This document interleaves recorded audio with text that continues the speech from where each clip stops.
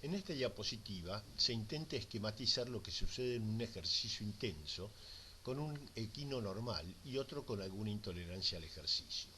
Obsérvese que siempre se produce en los equinos con intolerancia al ejercicio una fatiga temprana que lo conduce a un rendimiento insuficiente. El equino normal, por otra parte, va a tener una respuesta satisfactoria al ejercicio dentro de sus posibilidades genéticas, lo que se denomina rendimiento esperado.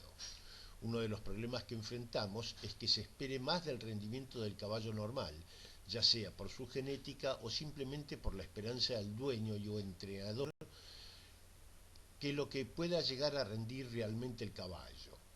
Estos son caballos sin o con poco talento para el deporte elegido y en la jerga del ambiente se los denomina burros.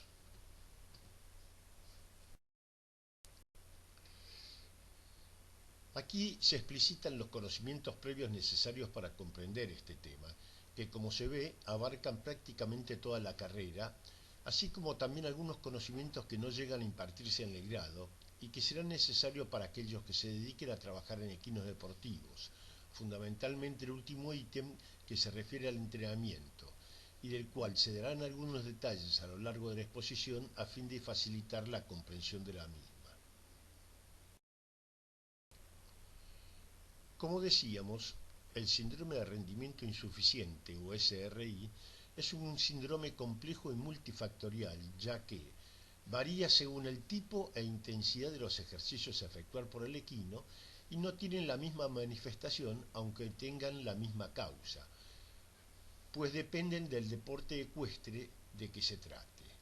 Como habíamos dicho, el 90 o 95% suele ser de origen traumatológico y una pequeña proporción de ellos suelen ser oscuros y se necesitan métodos de laboratorio para poder diagnosticarlos. El treadmill o cinta continua con computadoras y programas específicos, laboratorios de patología clínica en algunos casos de rabdomiólisis, etc. Como vemos, la mayoría de los SRI son de origen traumatológico, pero del 5 al 10% restante, el 90% son de origen respiratorio, sobre todo en ejercicios de alta intensidad y corta duración, ejercicios anaeróbicos como los del sangre pura de carrera, o en ejercicios de larga duración con baja intensidad, equinos que compiten en resistencia o enduro, aunque estos tienen más problemas metabólicos y traumatológicos durante la competencia. Y esto es debido al estrés producido por las condiciones de vida y el ejercicio intenso que producen un aumento de las catecolaminas que afectan especialmente la habilidad de los macrófagos alveolares. Los demás SRI tienen un origen diferente, metabólicos, cardíacos, etc.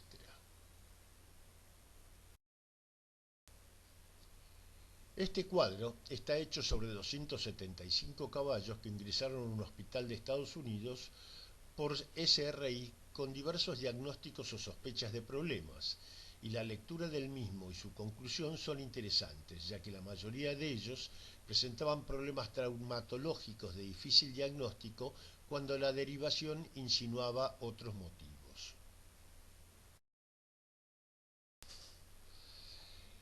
El enfoque del problema para su diagnóstico sigue siendo el mismo que cualquier otro problema, es decir, siguiendo los pasos semiológicos del examen clínico ya conocidos por todos. En estos casos de difícil diagnóstico es muy importante una anamnesis muy minuciosa para tratar de llegar a un diagnóstico.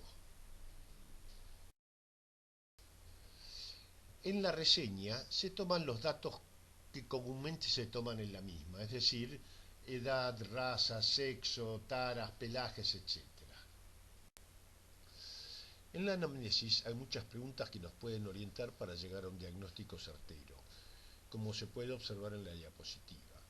Las primeras 4 preguntas se refieren especialmente al rendimiento del equino, pero las 2 siguientes nos presentan un problema, sobre todo la de los antecedentes sanitarios, pues no nos referimos aquí solamente a las vacunaciones y desparasitaciones actuales, sino que, si es posible, debemos saber su historia sanitaria de potrillo, pues una falla en la sanidad a esa edad, enfermedad respiratoria por falta de vacunación o aún habiendo sido vacunado, falta de desparasitación, etc., durante la crianza nos puede dar indicios de problemas respiratorios o cardíacos. Es muy importante el detalle de la intensidad del ejercicio que realiza el equino. No es lo mismo, por ejemplo, en el deporte de salto si un equino es de primera o de tercera categoría. Y en qué momento, si lo pudieron determinar, hay una disminución del rendimiento. Los cambios de comportamiento son importantes pues nos dan indicios de problemas de falta de adaptación al medio ambiente actual o de sub o sobreentrenamiento. En estos casos podemos ver caballos mansos que se vuelven agresivos o viceversa, los glotones que dejan ración o viceversa, aparecen conductas estereotipadas, etcétera. La alimentación que recibe es importante pues nos da una idea si está en equilibrio nutricional para la ejercitación solicitada o si tiene problemas metabólicos nutricionales. Y el medio ambiente es importante porque nos puede dar una idea de si no está muy estresado. Siguiendo con la anamnesis, se visualizan problemas que no son traumatológicos ni respiratorios, algunos de los cuales, como las úlceras gástricas, son más comunes de los que se sospecha. En esta diapositiva visualizamos distintos grados de úlceras gástricas, en general producidas por estrés o exceso en el uso de antiinflamatorios no esteroides o AINES.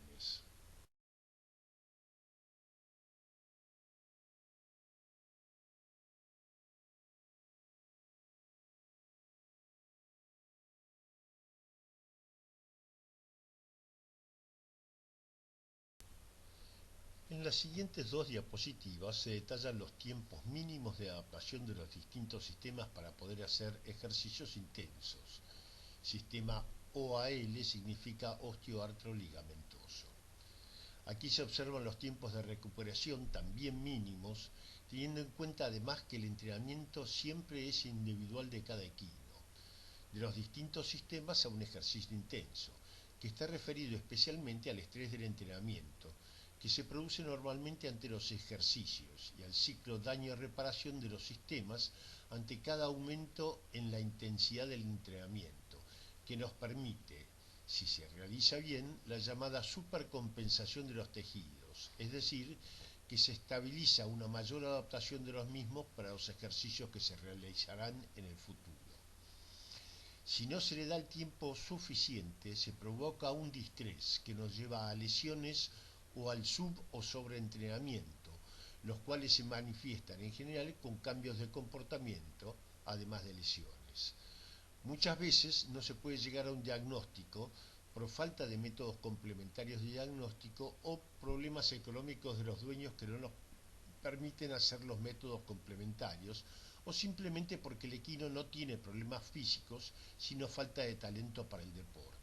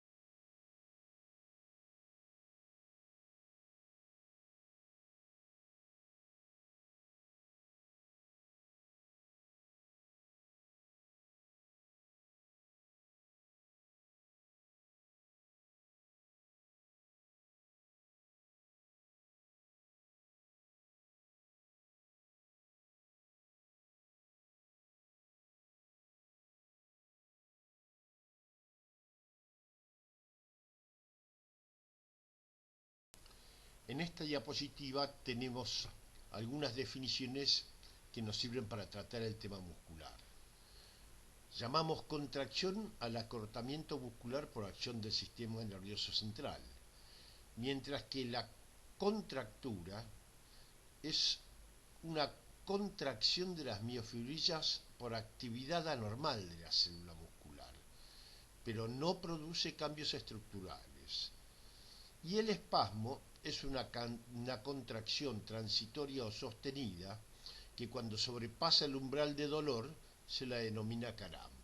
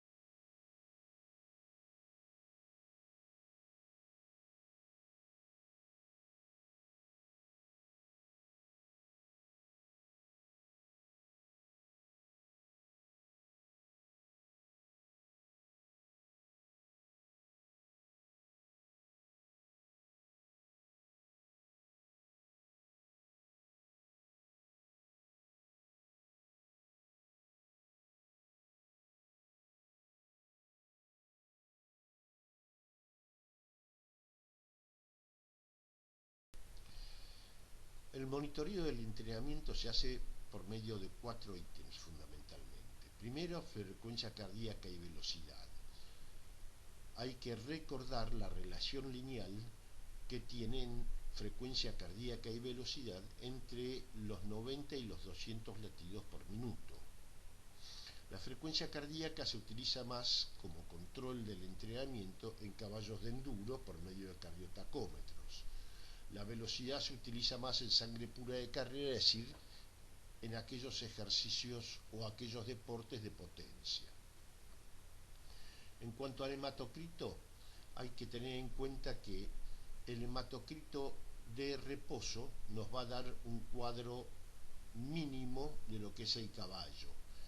Pero durante el ejercicio, si el caballo está bien entrenado, como ya habíamos dicho, el hematocrito aumenta aproximadamente un 50% sobre los valores de reposo. Por lo tanto, es un buen indicador de si el caballo está en condiciones de hacer el ejercicio efectuado para el nivel de entrenamiento que tiene. En cuanto al lactato en plasma, es mucho más difícil de llevar a cabo. Se utiliza más hacerlo en laboratorios. Es posible hacerlo a pista con los aparatos para medir ácido láctico, sobre todo los portátiles que trabajan con química seca. Si bien hay una diferencia entre los valores que nos da la química seca y la química húmeda que se hace en el laboratorio, no tiene mayor importancia porque nosotros lo que queremos es tener una curva de cómo va ese entrenamiento y las diferencias no hacen a, a un problema para poder evaluarlo.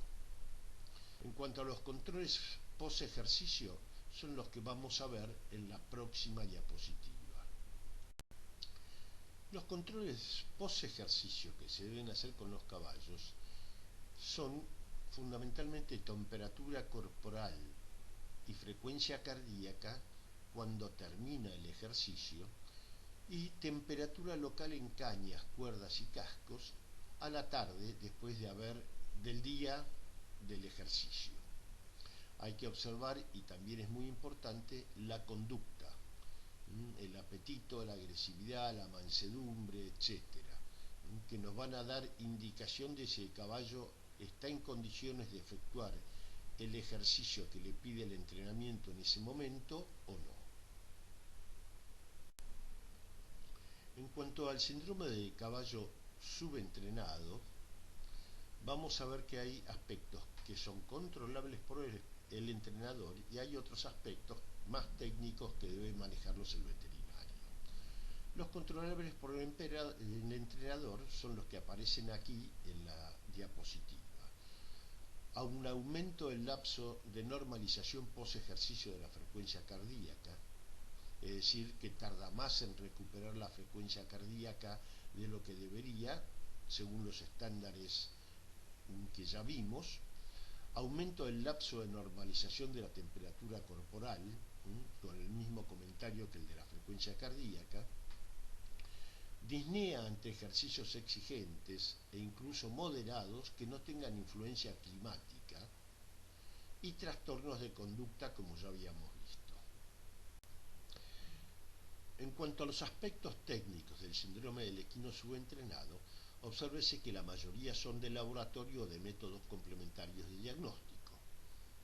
Vamos a ver por el laboratorio que hay un hematocrito, glóbulos rojos y hemoglobina en descenso. No tenemos que confundir esto con una anemia relativa que se da en los potrillos cuando empiezan a entrenar y que surge fundamentalmente de la competencia orgánica entre formar músculos por los ejercicios o el entrenamiento que está recibiendo y aumentar la oxigenación para poder hacer esos ejercicios. La relación neutrófilos-linfocitos está alterada con una gran cantidad de neutrófilos que nos pueden o nos indican un estado de estrés. Hay un aumento de las enzimas, la CPK, la LDH y la GOT, y el lactato en plasma post ejercicio para el esfuerzo realizado está aumentado. También, y esto es controlable, hay un aumento de la frecuencia cardíaca para un ejercicio determinado, una disminución de electrolitos en sangre y si hacemos un electrocardiograma hay alteraciones en la onda T. El síndrome de exceso de entrenamiento es una disminución del rendimiento que, bien manejada, es reversible, en general en un par de semanas. Es un estadio temprano del síndrome de sobreentrenamiento y su característica principal es la disminución del lapso de aparición de fatiga, es decir, el caballo se cansa más rápido, lo cual no quiere decir que disminuya su rendimiento. En general, si es tratado a tiempo, su recuperación tiene 2 semanas como máximo de duración y se produce una supercompensación de los tejidos con reposo o simplemente disminución de la intensidad del ejercicio, es decir, ejercicios controlados. El síndrome de sobreentrenamiento se produce por un exceso de estímulos de alta intensidad que no le dan tiempo al organismo a reponerse de cada uno de ellos. Es lo que hablábamos en otra diapositiva sobre los tiempos de recuperación mínimos que existe para cada esfuerzo que se realiza. Las consecuencias fundamentalmente pasan por el distrés, alteraciones de conducta y predisposición a lesiones. Esta predisposición fundamentalmente aparece porque el caballo tiene disminuido su lapso de aparición de la fatiga, es decir, se cansa más. Tanto en humanos como en caballos es un síndrome muy poco comprendido, cuya fisiopatología completa no se ha dilucidado aún. Comenzamos a sospechar que es un síndrome de sobreentrenamiento cuando persiste más de 2 semanas, es decir, permanece en el tiempo y hay una disminución del rendimiento. La definición más aceptada es que es una persistente e inexplicable disminución del rendimiento que ocurre en caballos sometidos a un entrenamiento intenso, con periodos de recuperación insuficiente acompañados de cambios de conducta. Se concluye entonces que este síndrome es una pérdida del balance o equilibrio entre un ejercicio o un entrenamiento intenso y su periodo de recuperación mínimo. Pero hay otros factores que también influyen: el manejo, el transporte, enfermedades subclínicas, deficiencias nutricionales, etc. La causa fisiopatológica primaria comprobada es una disfunción del eje hipotalámico hipófisis adrenocortical. En cuanto al síndrome del equino sobreentrenado, también tenemos aspectos controlables por el entrenador y aspectos técnicos. El entrenador puede controlar, una disminución del lapso de aparición de la fatiga, es decir, que lo que observa es que el caballo se cansa más rápido, que el caballo se agita durante y pos ejercicio, es decir, que tiene disnea. Esto se produce fundamentalmente por aumento de los protones, por aumento del lactato en el músculo, y que no es atribuible al clima. Hay un aumento de la temperatura corporal pos ejercicio y tanto la frecuencia cardíaca como la temperatura corporal tienen una recuperación más tardía que la normal. Por último, y como siempre, hay trastornos de conducta. En cuanto a los aspectos técnicos, hay un aumento del hematocrito y de los glóbulos blancos con neutrofilia y linfopenia, manifestaciones de estrés.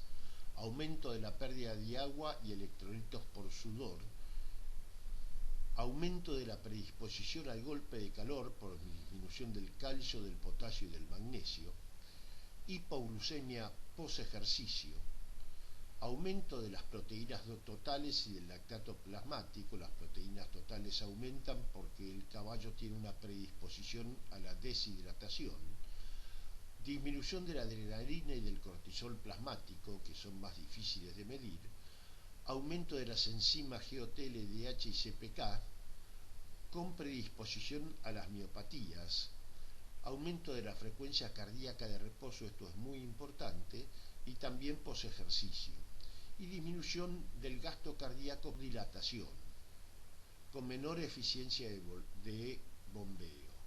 En el electrocardiograma presenta ondas QRS anchas y deformadas y una T irregular.